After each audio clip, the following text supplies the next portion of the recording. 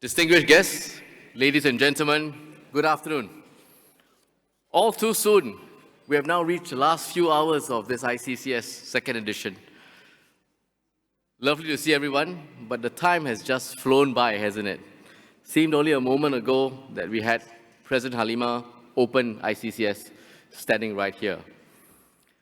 I must say that not long after the first ICCS, which we hosted in 2019, the COVID-19 pandemic unfortunately hit us, and we were not sure whether or when we could host the second one, but we were determined to find an occasion to host the second one.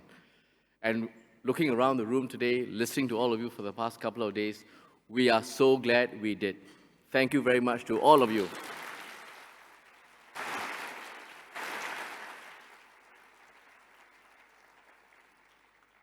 This event has been a tremendous opportunity for us to rekindle old friendships and make many new ones. After all, building cohesive societies starts with you and I, all of us, each of us, building strong friendships, fostering a deep sense of camaraderie, lasting ties amongst all of us. And what we build here, we can bring back to our own countries, and that can grow exponentially. On this note, my colleagues and I in Singapore, we are very glad to have all of your support in making ICCS 2022 a very successful one. We are so honored to host more than 50 speakers, 800 delegates from about 40 countries, including 120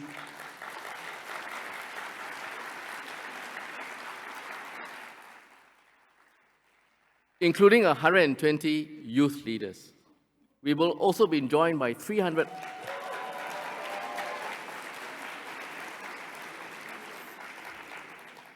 I think the young people on this side of the room is giving you for a run of the money, you know.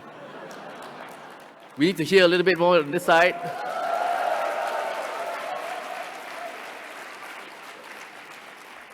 I think you young guys on that side, the gauntlet has been thrown down, okay? As I was saying, we've also been joined by 300 online participants over the past few days. I hope that this has been a fruitful conversation, fruitful conference, but more importantly, the presence, your presence, each of your presence from so many different parts of the world is a reflection of the strong, deep interest in the topic and a collective shared sense of responsibility that we all have. We all see this as our mission to build a culture of cohesion in our own societies.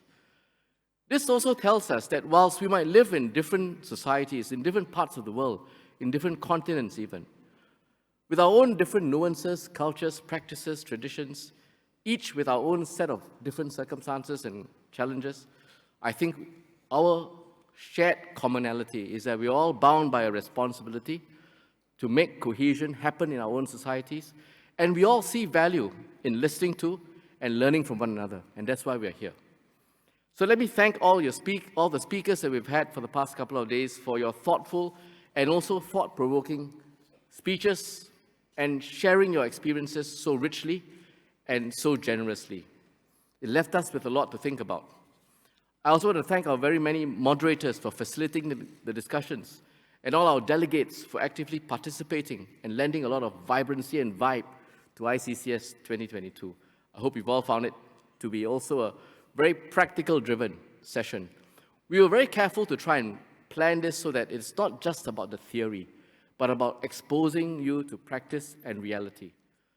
Indeed, social cohesion is not just a theory. It must be a culture of practice, of lived experiences, powered by an active and engaged citizenry, with open, frank, respectful dialogue. To this end, at this year's ICCS, we've had many rich discussions over the course of 3 special addresses, 3 plenary sessions, 9 breakout sessions, and 1 community dialogue. What stood out for me were the 9 community explorations, where many of you had a chance to visit a place of worship, met our multiracial and multi-religious community leaders, and gained firsthand our experience of multicultural living in Singapore. And I'm very glad to hear that the community experience in particular allowed many participants to experience for yourself and also ask questions about a different experience, something that you've not had a chance to experience before. Probe, ask questions, understand, know. Because it is only with understanding and knowing that we can foster acceptance and eventually embracement of each other's beliefs, faiths, and different practices. In addition, I'm also very happy to see that the discussions were grounded on an extensive use of data, including the Southeast Asian Social Cohesion Radar that RSIS has just launched. It is important that this gives us a good grounding and a good reality check that what we are doing continues to resonate. We look at the different needles that mark fault lines, and we learn better how to address them. I'm heartened to know that from the many discussions we have had, the experience shared by so many of you thought leaders out there over the last few days tells us that we face many common challenges in building a cohesive society. Some of the difficulties we face in societies across the globe are, in fact, after we speak about it, not quite so different. They are very similar. And even though we may come from different parts of the world with a very different context, I'm glad to see that this has become a platform for us to exchange ideas that we can bring back to our own cultures, our own societies, and perhaps with a little bit of nuancing and contextualizing, we can use them to good effect. And that is why it's important to continue to have a platform like ICCS, to learn from one another, to share insights and experience, work together to develop solutions to address our common challenges.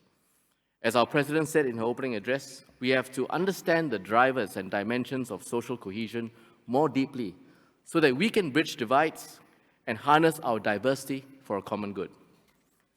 All of your enthusiasm to engage deeply, robustly, and I think we had frank exchanges with our moderators and our speakers at the outset of this conference reflects our shared purpose and our urgency. As Professor Catherine Marshall said, we are in a kairos moment in history where we should go beyond talking and towards actively building a better future for all. Professor Lily Kong also emphasized why building social cohesion and resilience is today more important than ever before. And all of these theories and themes exemplified our conference theme: confident identities, connected communities. So as we close, I thought I would share my reflections from this conference, what we've learned over the past 3 days. It is, of course, not possible to capture the breadth of wisdom that we've heard from all the sessions, but let me try to encapsulate a few points. One common thread across our discussions that I've seen in our dialogue tracks, practice sessions about faith, identity, and cohesion has been that mutual trust and shared experiences are critical in building cohesive societies. They are a fundamental building block. Faith can bridge divides. Some of the deepest chasms in society today are a result of differing ideological or religious beliefs. And in recent times, perhaps driven by the COVID pandemic, we have become a lot more insular as a people. Fault lines, often along the lines of identity, have been deepened. What we can do more to foster peace and harmony is to appreciate instead the commonalities rather than the differences across the different faiths. Look at what binds us rather than what divides us. Dr. Sadhvi Bhagwati Saraswati, Lord John Elderdice, Venerable Yo Shi Kwang, and Imam Uzair Akbar all spoke about how our different beliefs could connect us through universal values that bind society together. It is often in crisis and times of insecurity where differing beliefs can widen divides. Therefore, dialogues and occasions like this are all the more important for us to generate a greater understanding, foster a sense of respect amongst different communities. And it is in such times that our respective beliefs can indeed guide us to be the best versions of ourselves in engaging with and be open to people of different backgrounds and different faiths, people who are totally different, look different from each of us. Our diversity can also increase our resilience in the face of divisive narratives and global challenges. For example, Master Tan Chee Sia shared how a Singapore community organization, Humanity Matters, brought people of different faiths together to provide local and regional pandemic and disaster relief, working side by side. Such efforts not just tell us that compassion can go a long way to bridging our differences, but they tell us that the challenges we face as a society, as humanity, they don't cut across different color, different creed. Everyone is affected by the pandemic, and how we respond to it as a unified one makes us much stronger. Second, our diversity can in fact be often harnessed for the common good. And central to this harnessing is mutual trust and respect. As Mr. Andre Azoulay said, we must treat each other with the same dignity and freedom that we enjoy ourselves.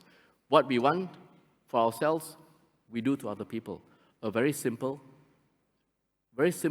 principle, a very simple adage, but perhaps not often used enough. I was particularly captivated by Prof. Ashiwa's suggestion of, and I quote, finding the otherness in yourself. Finding the otherness in yourself. This was particularly poignant for me. And I believe that if we can do that, we can begin reaching out to those who we see as the other. And in turn, we will have a more authentic shared experience and foster a deeper sense of mutual trust and respect. In the same vein, we can also do more to harness the strength of our diversity through dialogue, education, shared goals, and action. For example, Dr. Iyad Abu Mogli spoke about how faith and non-faith actors can come together, work together on our sustainable development goals, such as food security and climate change. These, as I've said, are all universal issues. They cut across boundaries, and they are not peculiar to any particular race or religion. Here in Singapore, we try to find strength in our diversity, and most of you know we are one of the most religiously diverse societies in the world. And we ourselves, a small nation, we sit in the middle of ASEAN, Southeast Asia, itself the most religiously, ethnically diverse region in the world, with more than 1,000 different dialects and languages. But this diversity is a fundamental aspect of our respective identities, each of us as Singaporean. Each must have their own space and freedom to practice their own customs and traditions and beliefs so that this uniqueness remains. And we value this uniqueness. We find ways to assimilate and not force anyone to conform with another, or even conform to the majority, and there is space for everyone. We may be different ethnically, of different color or creed, but at the same time, we are bound by a singular national identity as Singaporean. And I believe that this approach truly makes us stronger than the sum of our parts as Singaporean. Third, we spoke a lot about technology and how it can be used to leverage and build mutual trust, stronger sense of respect for one another. Over the past 3 years with the COVID-19 pandemic, we've experienced the power of technology. After all, now everyone knows what Zoom is, everyone knows what Skype is, although we are a little sick of it now, staring into a screen with a small little box, and we're so happy to be here in person. In the context of social cohesion, however, I must say that we have seen the best and possibly also the worst of technology. Technology can bring people together across vast distances. President Halima spoke about a project that Basil was involved in. He set up something that was a virtual reality, allow each of us to be connected to one another, learn something different, sitting in the comfort of your own home without having to travel. A lot of information can go across in a positive way. But at the same time, technology can also widen divides, especially through the spread of misinformation and hate speech. We have seen the strife and tension which has been caused by such uncalled for, careless behavior. Some were accidental, but many were not. Many of them were deliberate. Question is, what can we do? We cannot unwind technology or rewind the advancements that have been made by technology. But I would say, technology itself is values neutral. It's neither good nor bad. It is completely neutral in the sense that much depends on the user. How does that user marshal and use technology? With mutual trust, we can use technology as a truly powerful and positive enabler for social change. And with the right approach, we can transform the digital space into a catalyst for building cohesive societies. On that score, I agree with Dr. Shashi Jayakumar on the potential dangers of social media, but also with Dr. Patrice Broder and Mr. Jasvir Singh that we should collectively tap on the power of digital platforms to strengthen outreach and understanding and thereby foster a greater sense of unity, trust, and foster respect between communities. And in my view, with the quick advancement of technology, we must urgently take these steps to move ahead of the curve, move faster than technology, to mitigate technology's most adverse and hurtful effects and stamp out hate, violent extremism, and misinformation. Our young leaders have discussed lots of ideas on how they could use social media to promote the good, to promote positive communities, counter the negative portrayals of their respective faiths by bringing depth and authenticity to social media content and interactions. We need to put this into practice and into motion. Finally, on that note, let me speak about investing in our youths.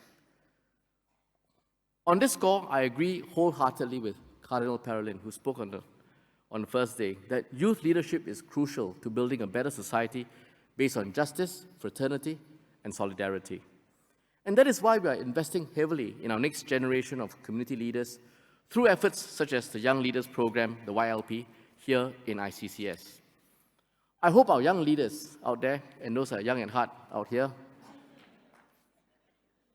have had an exciting and impactful program over the past 3 days. You have all had the opportunity to make new friends from around the world. And I believe that in these times, networking and building personal relations is ever so critical in this fast-paced digital world. And I'm glad that our youth leaders have also picked up new skills through faith in leadership workshops and were inspired by youth speakers to be fellow change makers through community projects and the social media. And our young leaders are also coming together to develop projects.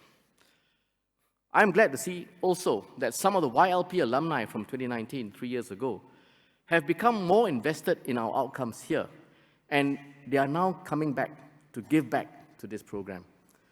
Some of them indeed have been a part of the design team, while others have served as peer facilitators. Some YLP alumni, like Venerable Shio Guang and also Faraz Ali Godsania, have also graduated, in inverted commas, graduated. You're never fully graduated from this. You always remain in the program, but you return as speakers at the main conference. And I think all of this, coming back, serving,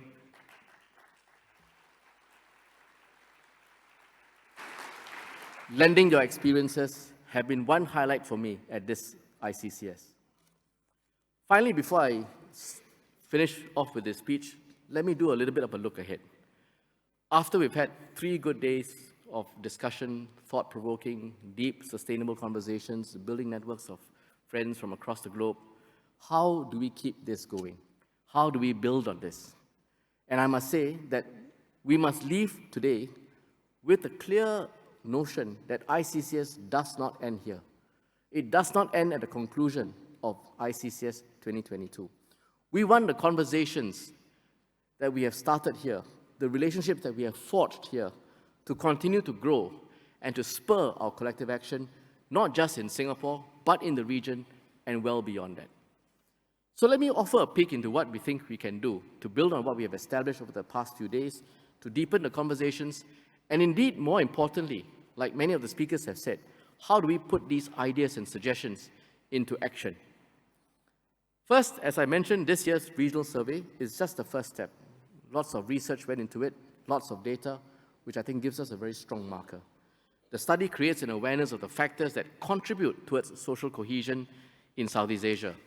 These insights help us to more deeply understand the challenges faced by our respective communities. With this knowledge, we are much better equipped to seek meaningful solutions to strengthen cohesion. And we should have this study continued and conducted regularly so that we can track with a baseline how social cohesion trends evolve in the region. And our actions can then be powered by this data. Second, let me talk to the YLP and the young leaders ahead. We will continue to support our young leaders to develop your projects and continue to build a strong community of young social cohesion champions. The YLP, after this afternoon, will make a pitch of their projects this evening. After that, MCCY will provide funding and support for the selected ideas to be scaled up, implemented, put into practice, and used to foster a stronger sense of social cohesion in our communities. We will also continue to build up the YLP alumni. The youthful thought leaders of today will become the experienced thought leaders of tomorrow. And we should continue to provide a path for the alumni to pay it forward, just as the 2019 alumni have done. We will also support YLP projects through our established Harmony Fund and perhaps also the Youth Action Challenge to turn ideas, proposals, and aspiration into reality. Finally, the Virtual Partners Showcase will remain online as a resource for all of you. I hope this will help you to build our collective knowledge and showcase the work of so many of the organizations that are here, whatever they are doing to support building social cohesion. So it becomes a repository of good ideas, of exchange of information, and a place which we can all turn to for resources. As I conclude, let me on behalf of MCCY and RSIS once again thank all of you, our speakers, our delegates, our youth leaders, every one of you, for your active participation over the last 3 days. My colleagues and I really cherish the time that we spent with you, and we hope to be able to keep in touch.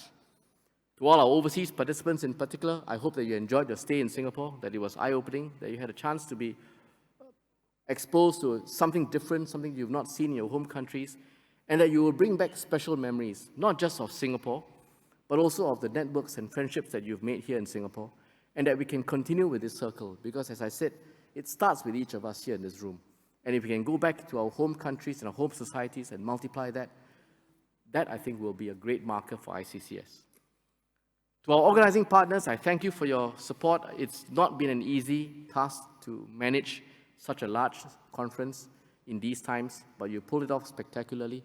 And I want to thank you for all the work that we see and also that we don't see, often behind the scenes, oftentimes at very late hours of the evening as well.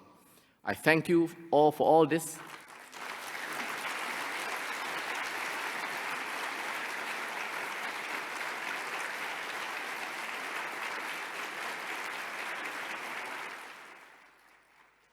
I thank you for all this, and to all our friends from overseas, I hope we have left you with enough good memories for you to want to come back the next time we host ICCS again. Finally, I must say that the friendships that we have made at this conference has been the highlight for me. To be able to see many of you, to chat with many of you, to build relations from here and far away have been a true highlight for me. And so on that note, as I leave, I'm going to leave you with a video, which we'll screen shortly, that captures the highlights of our last few days. You will see many of you there.